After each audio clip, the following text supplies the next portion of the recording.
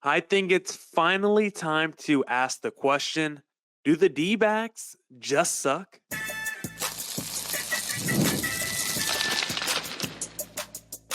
You are Locked On Diamondbacks, your daily Arizona Diamondbacks podcast, part of the Locked On Podcast Network, your team every day. Welcome into the Locked On Diamondbacks podcast, part of the Locked On Podcast Network, your team every day. Listening to who? Always charismatic host of this podcast, Millard Thomas. I'm a multimedia journalist and I'm a graphic designer, so please go check out my website, millardthomas24.myportfolio.com. I'm there you can see all my latest work, from my packages to my articles to my photos and my graphic design.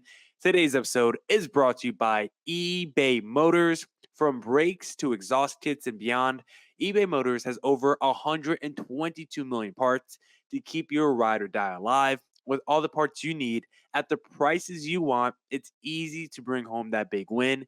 Keep your ride or die alive at ebaymotors.com. Eligible items only. Exclusions apply. eBay guaranteed fit only available to U.S. customers. On today's Locked On Diamondbacks podcast, we'll talk about Game 1 against the Texas Rangers. Is Gabriel Moreno Carson Kelly 2.0? And can the D-backs split this series? We're talking all that on today's Locked On Diamondbacks podcast. But first, I want to say thank you for making Locked On Diamondbacks your first listen every day. I would not be able to do this podcast without you, my loyal listeners, sharing, subscribing, reviewing, doing all that so I could do this podcast for you. Thank you. It's free. It's available on all platforms, so please continue to tell your friends. And one of those platforms is YouTube. Please hit subscribe to Locked On Diamondbacks on YouTube. Our goal is to hit 2,000 subs by the All-Star break, so please hit subscribe to Locked On Diamondbacks on YouTube. But now let's get into the podcast. Let's talk about Game 1 against the Texas Rangers, World Series rematch. We've discussed how it seems like both teams are in a World Series hangover after having incredible seasons last year. But after Game 1, it feels like one team is more hungover than the other, had too much to drink, and that is the Arizona Diamondbacks, because the question that I have for the audience is this: do the D-backs just suck? I think it's a fair question to ask, and I think the answer, unfortunately, is yes. This D-backs team is just not good. I'm running out of excuses. I am frustrated. This team, thankfully, I'm wearing a hat right now, or you would see that I'm going bald because I'm pulling out my hair every single night with this squad. It feels like they are so close all the time, but yet they just can't make the plays, don't have the clutch hits, don't have the big outs from their pitching staff to get through the games and rack up these victories, which is so disappointing. And right now, the 2024 D-backs are giving 2022 vibes. They're giving a couple years ago where this team was around 78 wins. There was a lot of close games. You go back to 2022, a lot of close games for the D-backs, but you're always like, yeah, they didn't get the big hit late, or a lot of times there's the bullpen that did not come through for them late. This year, yes, the bullpen has been shaky and bad at times, but if you look at this D-backs team recently, it's not the bullpen that has been the problem. It's not the starting pitching that has been the problem. It has been the D-backs offense, which has been so bad recently, and it's like, where is this D-backs team going with an offense like this? You're going absolutely nowhere if this is your offense. Because I think once I saw that sacrifice fly to right by Eugenio, where Jock Peterson got thrown out, I don't even know if it was by Eugenio, but whoever, Jock Peterson tries to tag up and score a run. Adolis Garcia, all credit to him. There was an absolute laser to home plate to get out Jock Peterson. But that's the kind of play where I'm just like, all right, the D-backs suck. If you can't score on a deep fly ball to right field, it is just not your season. Yes, Jock Peterson's not the quickest guy. Yes, it was a perfect throw on the rope. Regardless, if all that has to go, if all of those things have to happen in a line for the D-backs not to score a run in that instance, and the D-backs don't score the run in that instance, then I'm just assuming the baseball gods have written a script that says The D-backs used all their juice in 2023. We gave them a great season. They didn't complete the World Series run, so now they have to have this season from hell, and that's what it feels like for the D-backs. Injuries, poor play. It feels like the D-backs are having a worse season than anything that we went through in 2022 because now the D-backs have something that they haven't had the last few years. They have expectations, and we have expectations coming into the 2024 season. We all thought the D-backs were going to be so good this year after coming off the World Series, improving their team. We had such high hopes for this D-backs team, and seeing the way that they're playing right now just leaves us feeling so disappointed. Are they still in the wild card race? Yes, they are. Is there still a lot of time to turn it around? Yes, but the D-backs are 25 and 29, 4 games below 500 at the time of me recording this podcast. They're 3 games back of a wild card spot. Super frustrating for this D-backs team, this D-backs fan base to watch this team, which you feel like is talented, and just go out there and shoot themselves in the foot every single night. And when you look at this offense, it's like, I don't know how to improve this team. You're kind of just stuck with this group. The biggest thing that you could do is maybe you do something with Eugenio Suarez, trade him, DFA him, something. Eugenio has struggled so much this season. D-backs could have used him, in a big way again tonight. And instead, 218 average, 281 OBP, and a 319 slug. Eugenio plays really good defense over there at third base, really strong arm, but he has been downright bad offensively this season. And I wonder if we're getting to a point where it's like, all right, do we have to start wondering if Eugenio gets DFA'd? If, Geraldo Perdomo comes back, do we do a little bit more split action with Domo as the lefty and Eugenio as the righty? Do we just straight up, maybe split time with Blaze Alexander or Kevin Newman at third base with the Eugenio if he's going to be struggling like this? Because Kevin Newman is swinging a better bat than Eugenio, and he played a lot of third base last year. So you could do Newman at third, Blaze Alexander at shortstop, and then see if that just raises the ceiling of your offense. But regardless, the offense is just not good right now. Ketel Marte, 21-game hitting streak, batting average goes down, and then I think in the 4 games since, he is over. Like, Ketel Marte, all of a sudden, his slash line on the season, not looking as strong. 270, 316, 484, which is crazy after that massive, super long hitting streak he had. The fact that his slash line is not looking like superstar Ketel Marte is pretty wild. I think one thing we can all agree on when it comes to this offense, we need more Jake McCarthy. Stop sitting Jake McCarthy so much. This is giving 2022 Jake McCarthy, where he's playing well, had 2 hits again today. Slash line is 284, 358, 404. Stole a base today.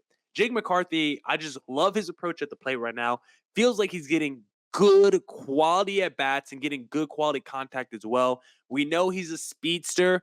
Love Jake McCarthy, love Jake the Rake, and would love to see him involved a little bit more in the offense. Then finally, Brandon Pfaadt. Did not think it was a bad Brandon Pfaadt start. Yes, he gave up 4 earned runs, but once again, pitched 7 innings. And to be honest, I did not think it was like a terrible 4 runs because in that 5th inning, yes, he gives up a 3-run home run to Corey Seager, but the 2 singles before that were very, very fluky by the Texas Rangers. So yes, he could have still given up the solo home run in that inning, but I feel like the 2 singles were kind of fluky before that. So I wasn't mad with the Brandon Pfaadt start. And once again, he pitches deep into a ball game, giving you length. 7 innings pitched by him. Love Brandon Pfaadt, and I think he's going to be fine the rest of the regular season. But the D-backs, game 1 against the Texas Rangers in the rematch, offense doesn't show up. Could have used a little bit more from their pitching, despite me thinking it was a little bit fluky. But regardless, D-backs need to come back in game number 2 and split this series against the Texas Rangers. Now we'll talk about if Gabriel Moreno is Carson Kelly 2.0 in segment number 2. But before we get into that little conversation, if you're having any car trouble right now, then the best place to go is, of course, eBay Motors, because passion, drive, and patience, the formula for winning championships, is also what keeps your ride or die alive. eBay Motors has everything you need to maintain your vehicle and level it up to peak performance. Superchargers, roof racks, exhaust kits, LED headlights, and more. Whether you're into speed, power, or style, eBay Motors has you covered. With over 122 million parts for your number one ride or die, you'll always find exactly what you're looking for. And with eBay Guaranteed Fit, your part is guaranteed to fit your ride every time or your money back. Because with eBay Motors, you're burning rubber, not cash. With all the parts you need at the prices you want, it's easy to make your car the MVP and bring home huge wins. Keep your ride or die alive at ebaymotors.com. Eligible items only, exclusions apply. eBay Guaranteed Fit only available to U.S. customers. All right. Let's get back into the Locked On Diamondbacks podcast. If you like the show, please follow me on Twitter at CareerThomas24 for my personal account, Millard.Thomas123 for my personal account on Instagram, or just type in Locked On Diamondbacks, both Twitter and Instagram for the podcast handle. But now let's talk about Gabriel Moreno, someone who has been struggling this season. And listen, guys, I do have a little bit of a clickbait question for you guys, but I still want to ask it. Is Gabriel Moreno turning into Carson Kelly 2.0? Perfect kind of headline for the podcast after. Get the listeners up, whatever you want to say. But the reason I ask this question is because, listen, let me first say, I think Gabriel Moreno is way better than a Carson Kelly. And I actually think it's even disrespectful that I had to ask that question. But the reason I asked it, because of the parallels of both guys having a really good first season with the Dbacks, post-trade, and then followed it up by disappointment. Now, Carson Kelly had years of disappointment. He was not the same defense player as Gabriel Moreno, not even the same contact hitter, offensive ability as Gabriel Moreno. I think Moreno across the board is a better catcher than Carson Kelly. But I can't help and deny the comparisons and the parallels of both catchers had a great first season with the D-backs after getting traded by the D-backs, and both catchers are struggling after their first season looking good with the team. And so when I'm talking about Moreno in his comparison to Carson Kelly, that is the framework of this question. Both guys look good the first year. Both guys struggled after that. But again, I believe Gabriel Moreno is way better than Carson Kelly. But I think it's definitely fair to ask, what has happened to Gabriel Moreno's offense this year? Because Moreno, you look at the defensive numbers, still absolutely elite, still is throwing out guys at above average rate, still above league average in terms of throwing out guys, like the caught stealing percentage, caught stealing above average. Like the numbers tell you basically, do not run on Gabriel Moreno. He is still one of the best at throwing out guys in Major League Baseball. Maybe he's not running away with it like he did last season, but could he still win another Gold Glove? Yes, he can, because I think opposing teams are fearful of running on Gabby. I think there's not a ton of stolen base attempts against Gabby because of his resume from last year. And once again, the numbers support Gabriel Moreno, one of the best defensive catchers in Major League Baseball. But he has not taken the step forward offensively this season that the D-backs expected or really needed him to. Now, there are some things that he has done well this year in terms of plate discipline, still very elite. Gabriel Moreno is actually doing better than last season in terms of his K rate and his walk rate. But Gabriel Moreno is just not getting like the quality contact that you want. And I just don't know why. The hard contact stats look fine. The plate discipline looks fine. But the quality contact, for some reason, by Gabriel Moreno, it's just not there this season. He's swinging at the same amount of pitches in the zone, outside the zone. The contact numbers would even tell you he's still making contact at the same rate he did last season. But it's like the balls are just not finding the holes in the offense like they did last year. And I think Gabby is the guy just running into a lot of bad luck this year. And we've used that argument before with Carson Kelly, where it's like, listen, he's better than what the numbers show right now. Just give him time to heat up. That's kind of the argument that we're using with the Gabriel Moreno right now, because I definitely believe he's better than what the numbers tell you right now. But the numbers are not good for Moreno. right now. The hard contact is slightly down, but not to the level where I think anyone should be concerned. I think the biggest concern right now with the Gabriel Moreno, when looking and combing through the offensive numbers, is the fact that last season he crushed fastballs and off speed pitches. Those were two areas where he really dominated. A 293 average last year against fastballs with an expected average of 292. So adds up. Off speed pitches last year, 325 average, expected batting average, 285. So really good against those two pitches last year.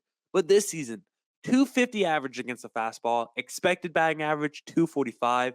Against the off speed pitch, 250 average with an expected batting average of 269. So he is just not hitting the fastballs and the off speed pitches at the same level and quality he was last season. And I just don't know what the reason is for that. Why is he not hitting the fastball as good?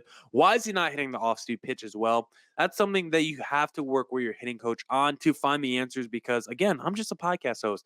I could look through the numbers, tell you what's going wrong with the players this year, but it's like, maybe it's a mechanical thing. Sometimes it's just a mental thing. Like baseball, sometimes it's such a mental sport. Like you could be doing everything that you typically do, but just be in your own head and you can let the problems stack up because you just overanalyze and overthink about it. And that could be one of Gabriel Moreno's concerns right now. Last season, absolutely crush lefties at the plate as he should as a right-handed batter. But for some reason, this season, it has not gone the same way because Moreno in 2023 or excuse me, 2024, this season, is just not crushing lefties. He's actually fallen off a cliff against lefties this year. 253 average, 744 OPS against righties, but against lefties, 192 average, 494 OPS. I don't know what happened to Gabriel Moreno because as a righty batter, you would think he's crushing against lefty pitchers. And last season he was 352 average against lefties, 899 OPS against lefties. And so it's like if you got what he's doing against righties this year and combined it with what he did against lefties last year, that is a superstar catcher. But instead, he has improved against righties, but then has fallen off a cliff against lefty pitchers this season. I just don't know what the reason is for Gabriel Moreno as to why that has been happening to him this year. If you want to talk about a positive, though, he is doing very well with runners in scoring position this year. He has like a 290 average, doing good in that area. I think for Gabriel Moreno, I think a lot of it, again, it's just bad luck. His first 2 years in Major League Baseball, his BABIP, the batting average on balls in play, was around 340. This season, it's like 260. So I think he is just running into a lot of bad luck. Typically, when he puts the ball in play, 340 average. This season has dropped by like 80 points. So for Gabriel Moreno, the hard contact stats look fine. Play discipline looks fine. I'm just going to chalk it up to bad luck. I'm not ready to say Gabriel Moreno is turning into Carson Kelly 2.0. I think he's way better than Kelly, but we also need a lot more from Moreno this season if the Dbacks have any chance of getting at least back to the postseason. Forget the World Series. Now we'll talk about if the D-backs can split the series against the Texas Rangers in segment number 3. And if you believe the D-backs are going to split this series against the Rangers, why not put a little wager down on FanDuel because it's winner take all time in the NBA and NHL. And FanDuel is giving you a shot to bring home a big win of your own. Right now, new customers get $150 in bonus bets with any winning $5 bet. That's $150 to bet on spreads, money lines, player props, and more. Visit fanduel.com/lockedon and make every playoff shot count. My favorite thing to do on FanDuel is the same game parlay. With the D-backs playing, I'm taking the under on Corbin Carroll total bases. I'm taking the opposing team's money line. I will take the over on strikeouts for Fott or Zach Gallen when they are pitching. But outside of that, it's a lot of anti-D-backs bets. And right now, they're kind of hitting. So place your wagers down on FanDuel Sportsbook. FanDuel, America's #1 Sportsbook. All right. Let's get back into the Locked On Diamondbacks podcast. Let's wrap up the pod by discussing if the D-backs have any chance of splitting this series against the Texas Rangers, because, guys, the vibes are down right now with the D-backs, and we're going to need Ryan Nelson, of all guys, to pick it up. Someone that has been very shaky this season. He battled last week in his, pseudo start coming out the bullpen, but Ryan Nelson, I'm not saying he's inspiring a lot of confidence right now, because he is not. He is someone every start, every outing, it feels like he is battling and fighting for his spot on the roster. And so in game number 2 against the Texas Rangers, just battle, dude. Just keep us in it. Last year in the World Series, he actually looked very good against the Rangers. 5.1 innings pitched, 1 earned run, 6 strikeouts. If Ryan Nelson can just, replicate that performance, we would definitely take that against the Rangers, as the D-backs, hopefully can score enough runs to split the series, because that's my biggest concern right now. Can the D-backs split the series? But back to Ryan Nelson, very hit or miss this season. Will we get bad Ryan Nelson? Hopefully not. Like I said, I think he's fighting for his spot on the roster.